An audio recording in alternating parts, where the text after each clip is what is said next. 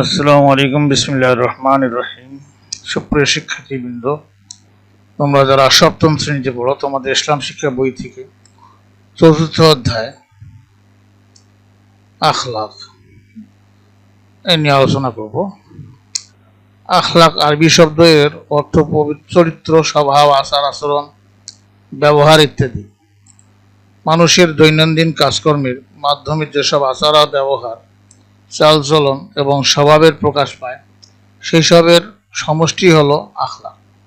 তাহলে আখলাক কাকে বলে এটুকু লিখলে হবে, এখান থেকে লিখলে হবে। মানুষের দৈনন্দিন কাজকর্মের মাধ্যমে যেসব আচার ব্যবহার, চালচলন এবং স্বভাবের প্রকাশ পায়, সেসবের সমষ্টি হলো আখলাক। এক কথায় মানব চরিত্রের সব দিকেই আখলাকের অন্তর্ভুক্ত। মানব চরিত্রের সৎ ও অসৎ দিকগুলো বিচারে আখলাককে দুই ভাগে ভাগ করা যায়। তথা আখলাকে একটা হলো হামিদা বা প্রশংসনীয় আচরণ, এবং আখলাকে জামিমা, নিন্দনীয় আচরণ। তো এই অধ্যায়ে আমরা কি শিখবো? এই অধ্যায়ে আমরা শিখব সদাচরণের পরিচয় ও কতিপয় সদাচরণের গুরুত্ব ব্যাখ্যা করতে পারব।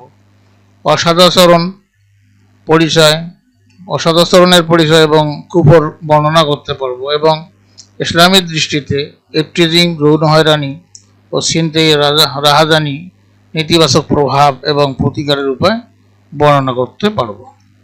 তো তোমাদের পার্ট 1, এখানে আখলাকে হামিদা। মানুষের দৈনন্দিন কাজকর্মের মাধ্যমে যেসব উত্তম আচার ব্যবহার, চালচলন এবং স্বভাবের প্রকাশ পায়, সেসবের সমষ্টিকে আখলাকে হামিদা বা উত্তম চরিত্র বলা হয়। যেমন পরোপকারিতা, শালীনতাবোধ, সৃষ্টির সেবা, আমানত রক্ষা, শ্রমের মর্যাদা, ক্ষমা ইত্যাদি হলো আখলাকে হামিদা।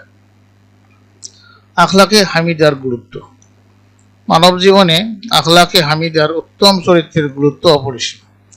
মানব জীবনের সুখ শান্তি আখলাকে হামিদা বা প্রশংসনীয় আচরণের উপর নির্ভরশীল।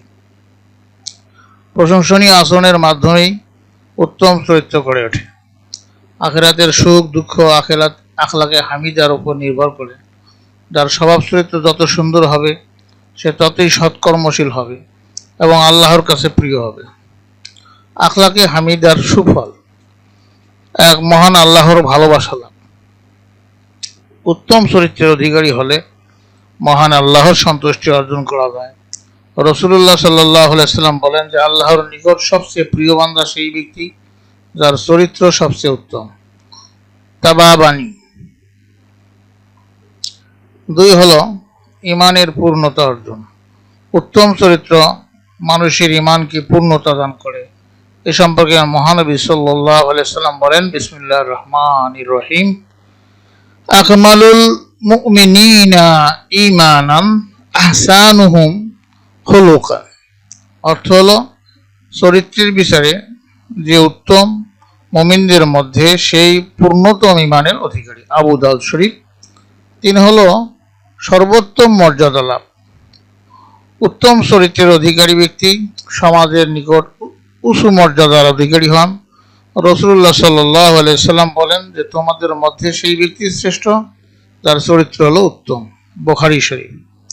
4 হলো কিয়ামতের দিন সবচেয়ে ভারী আমল। মহানবী সাল্লাল্লাহু আলাইহি ওয়াসাল্লাম বলেন, কিয়ামতের দিন পরিমাপ দণ্ডে উত্তম চরিত্রের ওজন হবে অত্যন্ত ভারী। আবু দাউদ শরীফ। 5 হলো আখিরাতে সফলতা লাভ। উত্তম চরিত্রের অধিকারী ব্যক্তি তার উত্তম চরিত্রের বদৌলতে আখিরাতে অত্যাধিক মর্যাদা লাভ করবে।